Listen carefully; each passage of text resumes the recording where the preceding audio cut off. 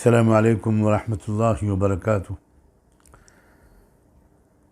मैं इस वक्त अपने मुल्क में पेश आने वाले दो अहम वाक़यात पर कुछ अपने ख़यालात का इज़हार करने के लिए आपकी खिदमत में हाज़िर हुआ हूँ।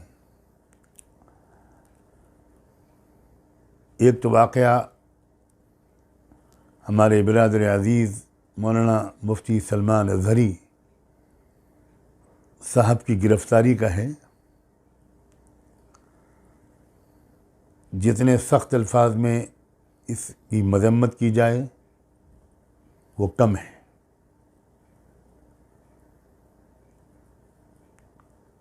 ये एक और दलील हमारे सामने आई है कि हमारे मुल्क में लोकतांत्रिक व्यवस्था ख़त्म हो चुकी है।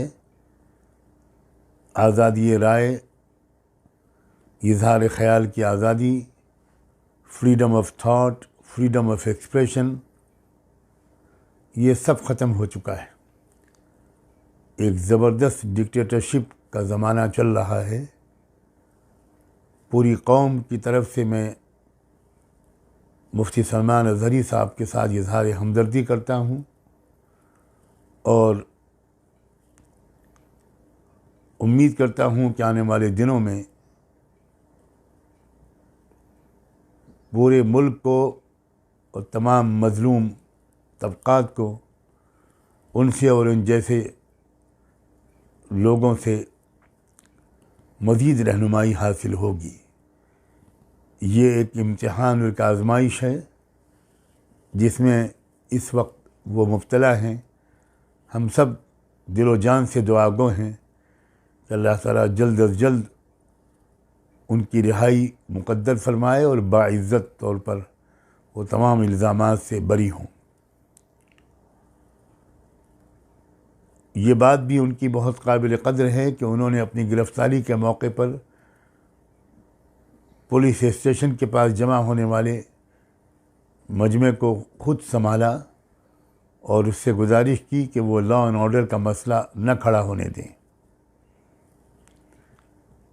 और उसके बाद अवाम वहाँ से मुंतशिर हुए। साफ ज़ाहिर है कि कौन है जो लॉ एंड ऑर्डर को बिगाड़ रहा है और कौन है जो लॉ एंड ऑर्डर की हिफाजत की कोशिशें कर रहा है।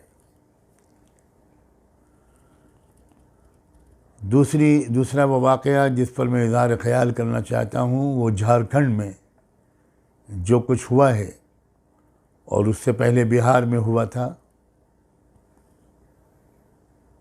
एक इलेक्टेड गवर्नमेंट झारखंड में जो अच्छी अक्सरियत के साथ मुंतखब होकर आई थी, किस तरह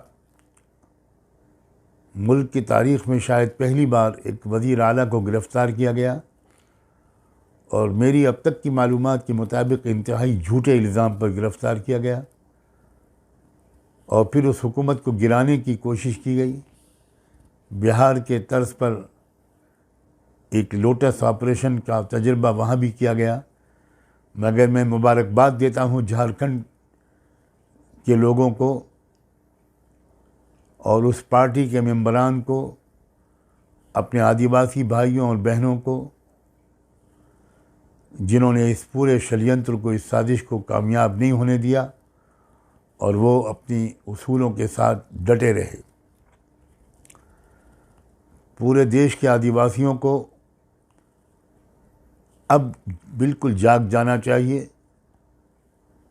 आदिवासियों का गलत इस्तेमाल किया गया। एक तरफ तो उनको बुनियादी अधिकारों से महरूम किया गया,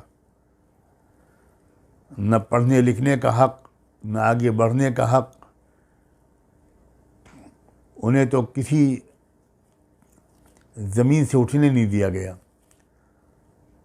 उनके बदन पर पूरे कपड़े नहीं होते, उनके पैरों में चप्पल जूते नहीं होते।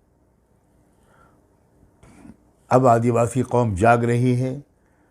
मैं तमाम आदिवासी भाइयों बहनों को ये संदेश देना चाहता हूँ कि आप बिरसा मुंडा की तरह इस देश को दोबारा आज़ाद कराने के लिए उठ खड़े हों। और मैं हेमंत सोरेन को मुबारकबाद देता हूँ कि वो जेल से निकल कर आए और असम्बली के सेशन में उन्होंने बहुत जुर्रतमंदाना तकरीर की। उनके चेहरे पर, उनके अल्फाज में कहीं भी किसी खौफ और मायूसी की कोई झलक दिखाई नहीं दे रही थी। बिहार में जो कुछ हुआ वो भी ओबीसीज़ के ख़िलाफ़ एक ज़बरदस्त ताकत का इस्तेमाल हुआ, एक धांधली हुई, एक धोखा दिया गया और ओबीसीज़ को ओबीसीज़ से लड़ाया गया।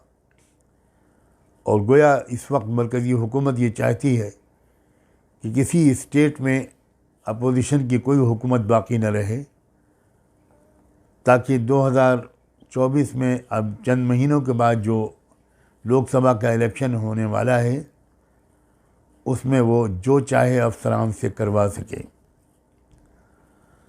इसलिए बिहार के आवाम किसी भी मज़हब और ज़ात के फ़र्क के बग़ैर बिहार और झारखंड के आवाम और पूरे मुल्क के आवाम से मेरी अपील है कि वो आने वाले इलेक्शन की अहमियत को समझें। अभी भी वोटर लिस्ट के इंदराज का काम जारी है। तमाम लोगों से मेरी गुजारिश है, जो लोग भी ये मेरी बात सुन रहे हैं, कि वो अपने अपने वोटों का इंदराज करवाएं। आप अपने अपने मोहल्ले के लोगों का, अपने करीब जवार के कुल जवार के लोगों का वोटर लिस्ट में इंदराज करवाएं, करेक्शन करवाएं। एक बहुत हंगामी और जंगी मुहिम के तौर पर इस खिदमत को अंजाम दें और किसी भी फ़र्क के बग़ैर हर भारतीय नागरिक को वोटर बनना है। इसका ज्ञान, इसका इल्म उसको हासिल होना चाहिए और अभी से इसकी प्लानिंग करें कि इलेक्शन के दिन में एक एक बूथ पर एक एक वोटर का वोट वो पड़े। वो वोट जिसको देना चाहे दे, मगर हमारी आपकी कोशिश ये होनी चाहिए कि हर वोटर, भारत का हर वो शख्स जो वोट देने का हक़ रखता है वो वोटर बने और इलेक्शन पोलिंग के दिन में सुबह सवेरे जाकर वो अपना वोट डाले। मैं इन्हीं दोनों बातों के लिए आपकी खिदमत में हाज़िर हुआ था। उम्मीद है कि आप इस पर ज़रूर तवज्जो करेंगे। अब मुझे ऐसा लगता है कि आने वाले ज़माने में आदिवासियों, ओबीसीज़ और मुल्क की जो माइनॉरिटीज़ हैं उन सबको मिलजुल कर इस मुल्क के संविधान को, इस मुल्क के दस्तूर को बचाने के लिए एक बड़ी मजबूत कोशिश करनी है। कामयाबी आपके कदम चूमेगी, ऐसा मुझको यकीन है। आप सबको आपके मालिक के हवाले करता हूँ। बहुत बहुत शुक्रिया। खुदा हाफिज़।